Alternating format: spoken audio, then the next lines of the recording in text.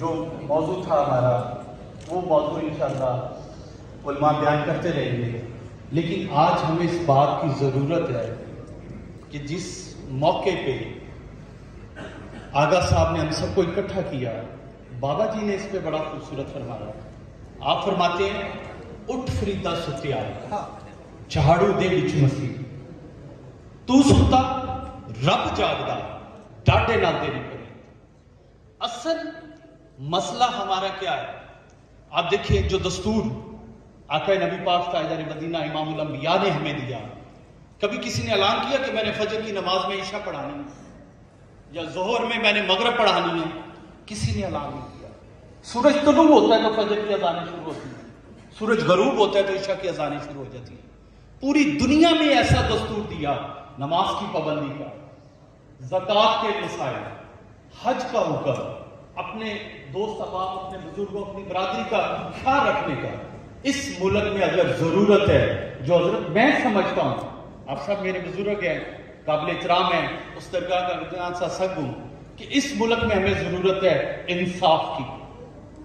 جب تک اس ملک میں انصاف نہیں ہوگا یہ قوم کبھی بھی نہیں اٹھے گی. جب تک اس ملک میں ہم یہ نہیں سوچیں گے. مجھے بتائیں کہ جو کراچی کے حالات ہیں، جو اسٹریٹ کرائم ہو رہا ہے، کیا وہ انڈیا سے لوگ آ کر رہے ہیں یا افغانستان سے آتے ہیں یا چائنا سے آتے ہیں، امریکہ سے آتے ہیں؟ کدھر سے آتے ہیں؟ وہ لوگ ہیں جو بے روزگاری میں پستے ہیں، جن کے پاس روزگار نہیں ہے اور انہوں نے شارٹ کٹ طریقہ استعمال کیا ہوگا. ہم نے یہ کبھی نہیں سوچا کہ ہمارے گھروں کی دیواریں 20-20 فٹ اونچی ہوگی. ہم اپنے پڑوسی کے بارے میں سوچیں تو اس کی تو دیوار 2 فٹ کی بھی نہیں ہوئی، کہ اس کی بیٹیاں، اس کی بیوی، اس کی بچے کیسے اپنے آپ کو پردے میں محفوظ رکھ سکتے ہیں. میرے بھائیوں، آج سوچنے کی ضرورت ہے کہ ہم بطور قوم کیا کر رہے ہیں. کچھ بھی نہیں کر رہے. ہم یہ سمجھتے ہیں کہ قربانی کا جانور ایک ذبح کر کر اپنے محلے میں بانٹ کر ہم سب سے بڑے مومن بن جاتے ہیں. نہیں، ایسی بات نہیں ہے. بابا جی نے اس بات پہ بڑا خوبصورت فرمایا. آپ یہاں تشریف فرمائیں کہ کوئی بحث نہیں ہے کہ ہم ادھر بیٹھے یا ادھر بیٹھے. میرے شیخ سلطان الہند خواجہ قطب الدین بختیار کاکی کے مرید خاص حضور گنج شکر فرماتے ہیں، دیوی مٹی، رات بھی مٹی، تیری اونچی ذات بھی مٹی، مٹی وچ مٹ جائیں گا پھر تیری اوقات بھی مٹی. جب ہم یہ برداشت کرنا سیکھ جائیں گے کہ اس دنیا میں ہے تو 4 فٹ اوپر ہے، دنیا سے چلے گیا تو 4 فٹ نیچے چلے گئے، کوئی ادا نہیں ہے، کوئی بات نہیں ہے. آج ہمیں ضرورت ہے کہ اس قوم کو، پوری دنیا میں اربوں مسلمان ہیں، ان کو اکٹھا کیسے کیا جائے. کلمہ ایک ہے، نماز پڑھنے کا طریقہ ایک ہے، فقہی مسائل ہو سکتے ہیں، وہ رہیں گے، ہمیشہ رہتے ہیں، علماء کے درمیان بھی رہتے ہیں، مشائخ کے درمیان بھی رہتے ہیں. میں آپ سے ایک بات شیئر کرنا چاہتا ہوں قبلہ آغا صاحب. مجھے محکمہ اوقاف کے اچھی پوسٹ پہ، میں نام نہیں لینا چاہوں گا، اعلیٰ پوسٹ پہ بیٹھنے والے شخص نے ایک کہا کہ جب ہماری درگاہ کا مسئلہ تھا تو اس نے ایک بات جذبات میں آ کر کہہ دی جو میں آپ سب سے شیئر کرنا چاہتا ہوں. انہوں نے کہا کہ 70 سال ہو گئے اس ملک کو بنے، ہم نے 60 سالوں میں خانقاہیں برباد کر دی، مدارس برباد کر دیے، مساجد برباد کر دیے. پتہ کیا چلا کہ باہر سے آنے والے لوگ ہمیں برباد نہیں کر رہے، ہمارے اپنے درمیان، ہماری صفوں میں بیٹھ کر ہم کو برباد کر رہے ہیں. آپ دیکھیں کہ یہ محکمہ کس لیے بنایا گیا کہ ملک میں بہتر نظام ہو، خانقاہ کا نظام بہتر ہو. آج دیکھیں ایجوکیشن کا نظام، لنگر کا نظام، مسافر خانوں کا نظام، اس کے بعد شفا خانوں کا نظام، ٹاپ 10 بزنس ہے پوری دنیا میں. یہ درگاہوں کے کام تھے، یہ مساجد کے کام تھے، یہ مدارس کے کام تھے کہ لوگوں کو نیچے سے اٹھایا جاتا تھا، انہیں علم کی دولت دی جاتی تھی، ان کی مالی مدد کی جاتی تھی، ان سے کاروبار کروائے جاتے تھے، انہیں کھیتی باڑی پہ لگایا جاتا تھا. سب کچھ دینے کے بعد پھر ان سے ریٹرن آؤٹ لیا جاتا تھا کہ آپ واپس کیا ڈیلیور کریں گے. آج ہم اس نظام سے دور ہو گئے. اصل ہماری بنیاد کیا ہے؟ کیا مدینہ جب ریاست بنی تو کتنا مال تھا؟ یہ اسلام کا تو پورا دارمدار سیدہ خدیجہ الکبریٰ سلام اللہ کی دولت پہ کھڑا ہے، سیدہ امام ابو طالب پہ کھڑا ہے، جنہوں نے اپنا مال دین کے لیے وقف کیا. آج ہم نے کیا وقف کیا؟ آج ہم کہیں بھی جاتے ہیں، کبھی ہم نے یہ خیال کیا کہ اگر میرا ملازم میرے گھر میں چوری کرتا ہے تو وہ گناہگار نہیں ہے، میں گناہگار ہوں، کیونکہ میں نے اس کے حقوق پورے نہیں کیے، میں نے اس کو اتنی اجرت نہیں دی جتنا میں نے اس سے کام لیا ہے. میرے بھائیوں، ہر شخص، میں نے بابا جی کی بارگاہ میں عرض کی، حضور ہمارے میں اور یہ جو پبلک آتی ہے، مرید آتی ہیں، مرید دین آتی ہیں، ان میں کوئی فرق ہے؟ تو آپ عالم انتخاب میں مجھے فرماتے ہیں کہ عثمان بیٹا ہمارے میں اور ان میں فرق یہ ہے کہ یہ جب گناہ کر لیتے ہیں تو تب لکھے جاتے ہیں، اور تم لوگ جب سوچتی ہو تو تمہارا گناہ لکھا جاتا ہے۔ آپ مجھے بتائیں کیا شراب پینے والا گنہگار ہے؟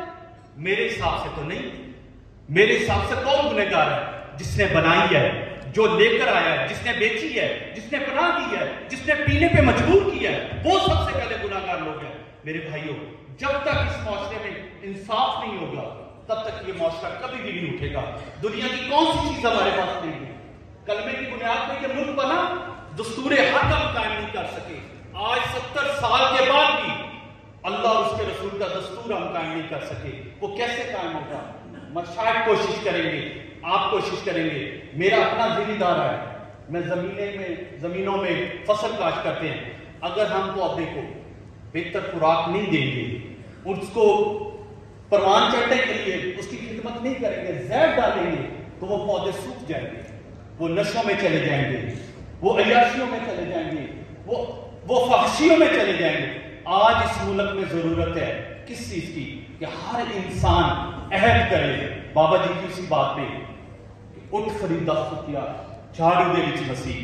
ہم نے اس مسجد کو صاف کر دیا تو یقین مانے ہم مسئلہ آج یہ حضرت قبلہ کہ ہم اگلے کو گناہ گار ٹھہراتے ہیں۔ ہم یہ سوچیں کہ ہماری غلطی کہاں ہے، ہم نے کیا ڈیلیور کیا ہے، ہم نے صبح سے شام تک زندگی کیسے گزاری ہے۔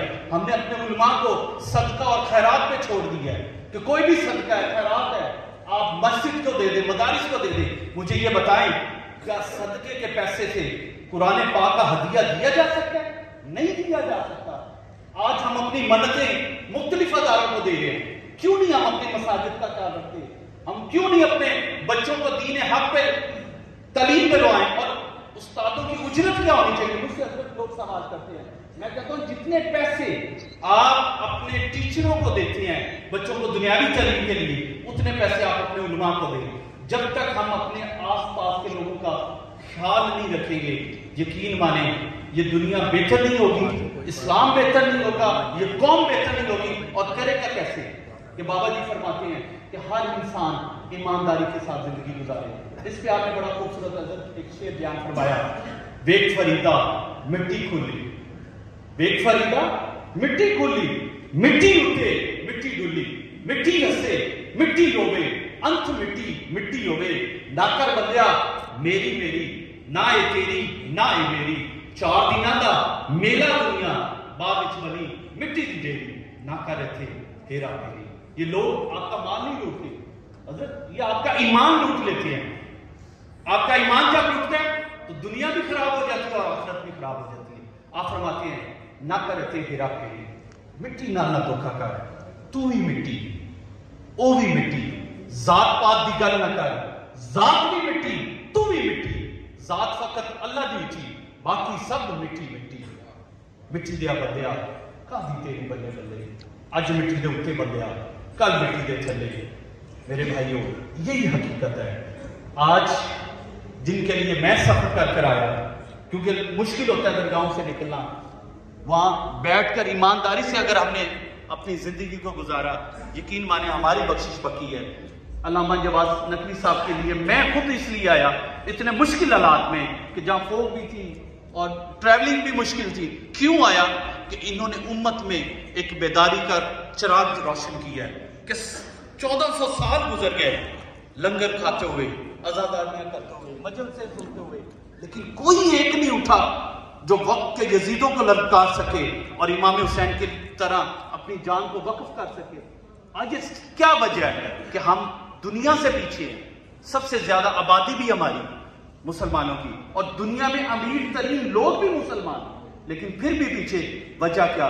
کہ ہم نے فضول خرچیوں کو اپنی زندگی کا مقصد بنا دیا ہے۔ میرے بھائیوں جب ہم آس پاس کے لوگوں کے بارے میں سوچیں گے، میں ہمیشہ لوگوں کو کہتا ہوں کہ اپنے رزق کو، میرے یہاں کچھ مرید بھی بیٹھے ہیں جن کو میں نصیحت کرتا ہوں، جیسے قبلہ کل ایک بچے نے کہا کہ میں کسائی ہوں، میرا گوشت نہیں بکتا، تو حضور دعا کر دے۔ میں کہ یہاں دعا کا کام نہیں ہے، یہ عمل کا کام ہے کہ تو صحت مند جانور لا، بغیر پانی لگائے اس کو کم داموں میں بیچ، کیسے تیرا گوشت نہیں بکے گا؟ یا ایک بچہ ایسا بھی بیٹھا ہے جو بابا جی کا نسبت رکھتا ہے، مرید ہے، میں نے اس کو بھی یہ نصیحت کی کہ اپنے کاروبار میں سے جو حصہ نکالو اللہ کی راہ میں خرچ کرو، اس میں اہل بیت کا بھی حصہ رکھو، اپنے آس پاس کے غریب لوگوں کا بھی حصہ رکھو، اپنی برادری کا بھی رکھو، اور بھوکوں کو کھانا کھلاؤ۔ یقین مانے اگر ان صوفیاء کے طریقوں پہ ہم چل گئے تو یقین مانے دنیا اور آخرت بہتر ہو جائے گی۔ امید کرتا ہوں کہ اس نکمے کی التجاؤں کو آپ سماعت فرمائی، میرے لیے بھی دعا کریں گے، میرے بابا جی کی آستانے کے لیے بھی، جہاں بالخصوص درگاہ حضور گنج شکر کی ضرورت ہوئی تو یہ خادم اور میرے دیگر بھائی آپ کے لیے ہمہ وقت حاضر ہوں گے۔ جہاں امت کی بات ہوگی آستان فرید سب سے پہلے آپ کو کھڑا نظر آئے گا، پریکٹیکل میں بھی عملی بھی، یعنی ہر قسم کا ہم آپ کے ساتھ تعاون کے لیے تیار ہیں، کیونکہ امت کو جوڑنے کا وقت ہے میرے بھائیوں، کیونکہ کچھ دیمک ہماری صفوں میں گھس گئے ہیں جو اسلام کو کھوکھلا کر رہے ہیں، ان دستوروں کو کھوکھلا کر رہے ہیں اور ہمیں بھائی بھائی سے جدا کر رہے ہیں۔ آپ دیکھیں کہ جب مدینہ کی وہ مسجد بنائی گئی، مسجد نبی کی سنگ بنیاد رکھی گئی، تو سارے مسلمانوں کو ایک دوسرے سے گلے ملا کر کہا تم سب بھائی بھائی ہو، ایک دوسرے کا دکھ بانٹو، ایک دوسرے کی محبتیں کرو، ایک دوسروں سے رشتے کرو، ایک دوسرے سے تجارت کرو۔